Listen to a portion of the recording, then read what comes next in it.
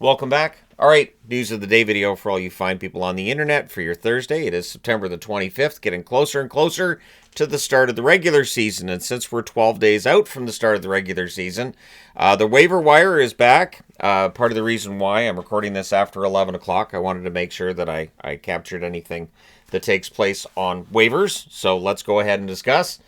Starting off at the top of the board, Sasha Barkov, or Alexander Barkov, injured at practice, appeared to have hurt his leg. So that's not great news, of course, for Florida fans. We're going to get more info apparently tomorrow. So testing gets done today, and then tomorrow we'll find out what the results are from those tests. And obviously you can't be without Barkov and Tkachuk for an extended period. So the hope would be, if you're Florida, that Barkov is well enough to play as soon as possible, aiming for opening night. Scary situation with Jamie Benn. So apparently this took place in the third period of the game against the Wild. Jamie Benn's undergoing surgery for collapsed lung. He's going to be reevaluated in 4 weeks. So Jamie Benn will not be in the lineup for the Dallas Stars when the season gets started, opening up a roster spot for somebody else. But all the best to Jamie Benn and his recovery. Collapsed lungs, nothing to mess around with. So he's gonna go into surgery, and 4 weeks from now, we'll find out what the prognosis is. Remember, being reevaluated in 4 weeks doesn't necessarily mean coming back in 4 weeks. That's just the earliest that they take another look at it and make a decision. So the reason why I'm wearing this Minnesota Wild jersey, it is season number 25 for the Minnesota Wild and the Columbus Blue Jackets. The Blue Jackets, outside of the 25th anniversary patch, I haven't seen them doing anything in regards to a jersey for this year. I wouldn't rule it out. But the Minnesota Wild are going to be wearing this for 4 home dates. They're encouraging a whiteout from fans on those nights as well, and it includes these beautiful patches on the shoulder. So they're bringing back their original jersey for their 25th anniversary. It's going to be worn 4 times this year at home. Apparently it is available on the NHL shop at this point in time. No, I have not ordered one. But at any rate, the Minnesota Wild bringing it back, and I think it looks nice. So it is their original jersey, and obviously I have it, because obviously I do. Thus I'm wearing it, but the new one, of course, is not going to have the plunging neckline, because they're cowards. They'd bring back the plunging neckline if they weren't cowards, and the venting on the sides is not coming back the way that it was back then either.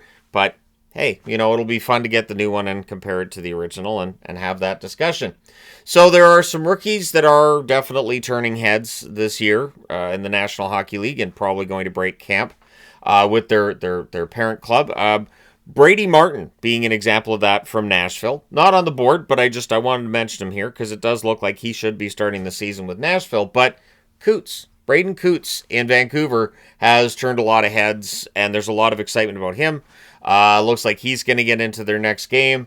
It's been a strong preseason for Willander as well. I did see that last night in Abbotsford, and it looks like he's playing again in their next game too. So they're definitely giving Willander every opportunity to show what he can do. And Coots is going to get that opportunity as well. Vancouver definitely needs some depth down the middle. Coots drafted as a center, so maybe the problem solves itself just straight out of the draft. But we'll see how things go for Coots, for Willander, and any other hopefuls in the Vancouver lineup over the next week and a half before we get to know exactly who made it and who didn't. I don't think Coots probably ends up making it in the end, but the fact that he's generating this much excitement the same year he got drafted, I think that's a good sign for Vancouver. So Matt Strome having a good experience with the Washington Capitals. He's ecstatic. He's getting a chance to play alongside his brother Dylan. First time in over 20 years they'll have played together. So that's good. That should be fun. And the Washington Capitals, of course, coming off of a fantastic season last year. They'll be looking to follow that up with another, and we'll see how all that goes for them. Rasmus Andersson's name has been everywhere this summer, hasn't it? And there was discussions of a potential trade to Vegas that then didn't end up happening. And does Andersson only want to go to Vegas? Andersson said no. That reporting was incorrect. And now it's out there. What if he stays? Rasmus Andersson saying that he's always been a Flame. He loves his teammates. He'd love to stick around if he could. And Craig Conroy brings up Brock Besser. Says everybody thought Besser was gone off Vancouver. He stayed. basically insinuating maybe they could do the same thing with Rasmus Andersson. So if Andersson does decide to stick around, that'd be great. The thing is, he's looking for a long-term deal, and it may not be a long-term deal that works for Calgary over that time period, considering there are some good young defensemen on their way up. And does this, if he does stick around, does that block Parekh and his spot in the lineup? We'll see as this preseason rolls along. But it does feel like there's more and more talk of maybe Andersson sticks around. But either way, it's nice to see that things are amicable between the team and the player, and there's always the opportunity that maybe he does stick around. Zdeno Chara, the Boston Bruins, I think making a good decision here. They've named Zdeno Chara as a hockey operations advisor and mentor, so he'll work with the young players, and I think that's great. So Boston bringing him back into the organization after he's done all these triathlons. I only assume that the next summer games he'll win like the triathlons. He'll win a biathlon at the winter games and probably end up winning the marathon at the next summer games as well. It's insane the shape that Chara's in at this point in time in his life, and so great that he'll be working with the young players for the Boston Bruins.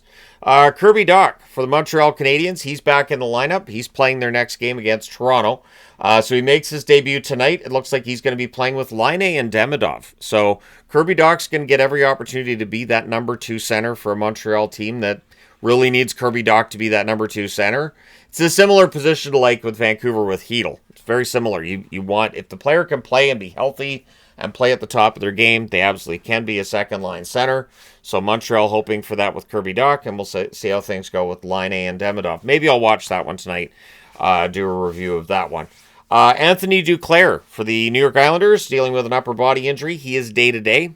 Duclair, of course, there was a lot of discussion after the season about, whether or not he had a strained relationship with the team, but that apparently has been, dealt with. Patrick Waugh saying, I think it was last week, saying that all of that was behind them, so that's great news for Duclair and for the Islanders. Hopefully he's not out for that long. The Vegas Golden Knights. So there's a lot of talk about Vegas and Carolina and whether or not they're going to bring in players who were part of the acquitted Hockey Team Canada players, right? Mark Lazarus, who I believe is known more for reporting on the Chicago Blackhawks over the years, but he went both to Carolina and to Vegas. And he went to Vegas. He talked to Noah Hannafin. Says Noah Hannafin wasn't upset with any of the questions he asked about the Hockey Canada 5 and how the team would react to a player getting signed. And Hannafin said that any player who's signed would always be welcome in the locker room and it wouldn't be a problem. But Vegas Golden Knights apparently had a problem with Mark asking questions. So they kicked him out of the practice facility and took away his press credential. So I don't know that I've seen that before. That's new.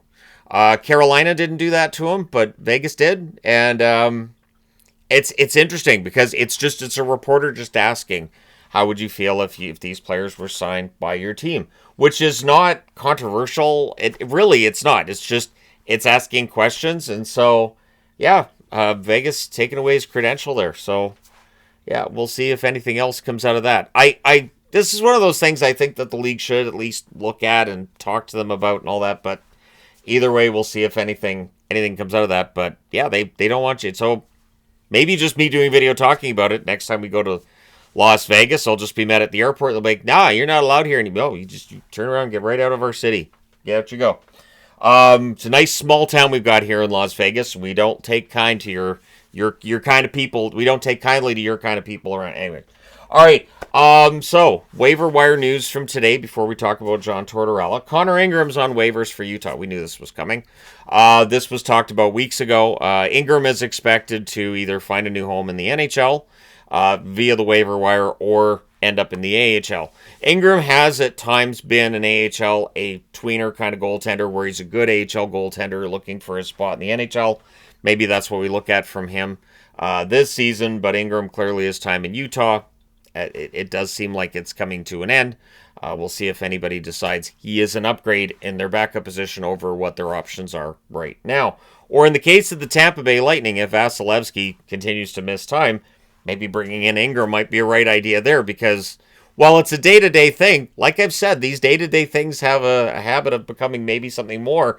as we get closer to the regular season.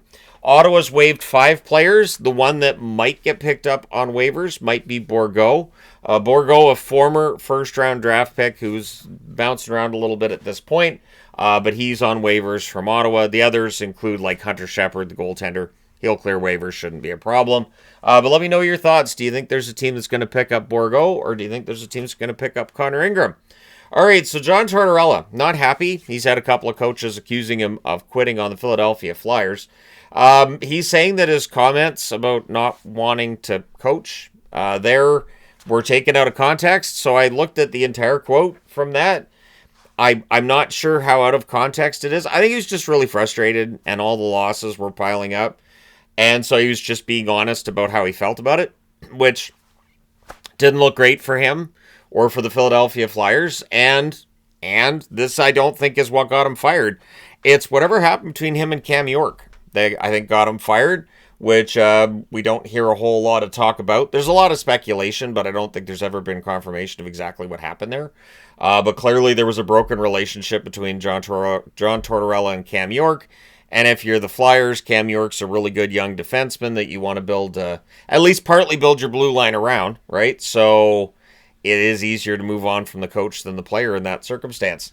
But Tortorella wants to coach again in the NHL. I don't think it's going to happen. I think at this point in time, I think he's probably worked his way through enough teams. I think he's been, coaching the NHL for decades.